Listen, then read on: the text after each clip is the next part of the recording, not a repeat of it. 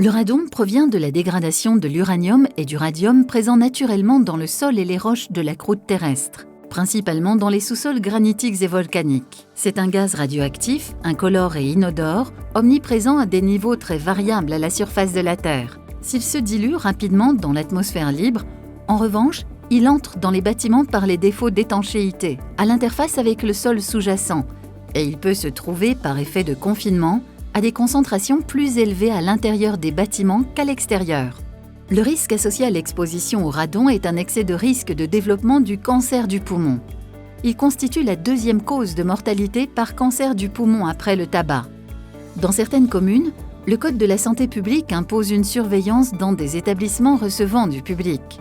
Il est alors demandé de réaliser des mesurages du radon ou mesures de dépistage et d'apporter des actions correctives sur le bâtiment en cas de résultats dépassant le seuil de référence de 300 becquerels par mètre cube.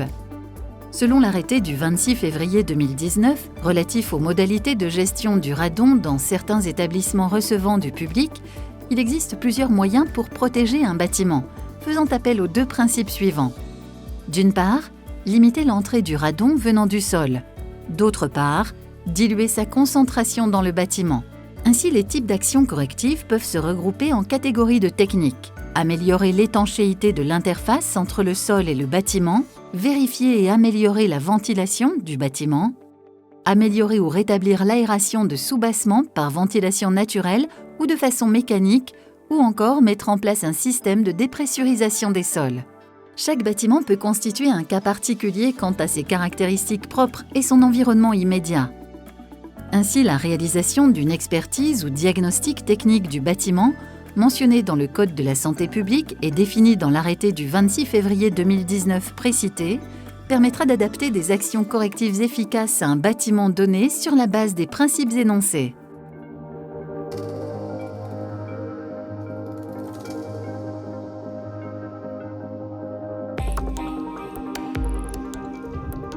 L'expertise ou diagnostic technique d'un bâtiment a pour objectif de permettre de choisir des actions correctives en fonction du niveau de radon initialement mesuré, des caractéristiques du bâtiment et de son environnement, tout en tenant compte de leur impact sur le bâtiment et sur son usage. Il s'agit donc principalement de réaliser une inspection méthodique du bâtiment et de son environnement immédiat afin d'adapter les principes d'action corrective au cas considéré. Donc dans un premier temps, on va récupérer un ensemble d'informations sur le bâtiment. Ça peut être son année de construction, des plans, des photos, des croquis, des rendus de rénovation éventuels. Ces informations analysées vont permettre ensuite de réaliser une visite sur site. Cette visite a pour objectif de confirmer ces informations et notamment d'identifier les voies de transfert du radon et l'adaptation possible des principes d'action corrective. Dans ce cadre, il sera intéressant d'avoir un échange avec le propriétaire de façon à passer en revue l'ensemble des éléments pertinents du bâtiment. Ça peut être la constitution du bâtiment, le type de soubassement, les systèmes qui peuvent exister dans le bâtiment, les différents voiries réseaux divers qui existent dans le bâtiment, etc. On pourra s'appuyer sur un questionnaire lors de cet échange avec le propriétaire.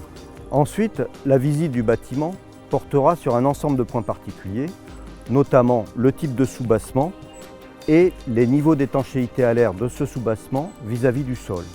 Il faudra regarder précisément l'ensemble des réseaux, l'étanchéité périphérique autour des réseaux existants, dans les gaines de fourreaux électriques, mais aussi l'ensemble des anciens réseaux. On regardera également le niveau d'étanchéité à l'air du plancher bas, donc essayer d'identifier les fissures qui peuvent exister, mais aussi les passages éventuels entre des sous-sols ou vides sanitaires et les volumes occupés. Ça peut être des trappes d'accès, ça peut être des boisseaux de cheminée, ça peut être des portes intérieures de caves, etc. Également, on va regarder le niveau d'aération de ces soubassements, que ce soit des caves ou des vides sanitaires. Cela va passer par l'identification des différents composants qui peuvent permettre l'aération de ces volumes. Donc ça va être des fenêtres, des vasises d'as, des trappes, des ouvertures ou des entrées d'air. De la même manière, un point très important est d'être capable d'évaluer le niveau d'aération des volumes occupés. Donc là aussi, on va faire tout un travail d'identification des différents composants qui permettent cette aération. Ça peut être des grilles d'aération, des entrées d'air. des bouches d'extraction et il sera très important de vérifier le fonctionnement et la cohérence d'un système de ventilation qui existerait dans le bâtiment. Donc voilà, là on se trouve dans le sous-sol du bâtiment, dans une salle que l'on souhaite rénover pour en faire une salle de musique, de répétition. D'accord, alors ça c'est intéressant parce que ça peut être l'opportunité d'associer à cette rénovation des moyens de protection vis-à-vis des remontées de radon du sol. Donc notamment, ça sera important d'assurer au niveau du plancher bas la meilleure étanchéité possible. Là je vois que vous avez des passages de réseau là, sur une gaine technique, donc ça sera l'occasion de venir faire des étanchements, de déposer cette gaine pour faire des étanchements au niveau des réseaux. Ce qui sera très important aussi, c'est d'assurer un bon renouvellement d'air par le biais de la ventilation. Donc je vois que vous avez déjà un système, ça sera de vérifier ce système et d'y associer une ventilation performante en termes de débit de renouvellement d'air. On a prévu de traiter la ventilation dans la phase de rénovation. D'accord, écoutez, c'est parfait.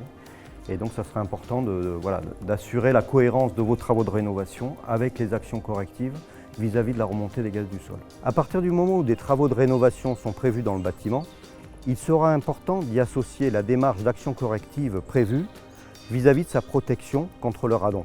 Ainsi, à l'issue de la visite sur site, l'analyse de l'ensemble de ces informations permet d'évaluer l'impact des différentes caractéristiques du bâtiment et de son environnement sur la présence de radon et de donner les éléments nécessaires pour l'élaboration d'actions correctives adaptées aux cas considérés et hiérarchisées en fonction de leur efficacité potentielle et des contraintes du maître d'ouvrage.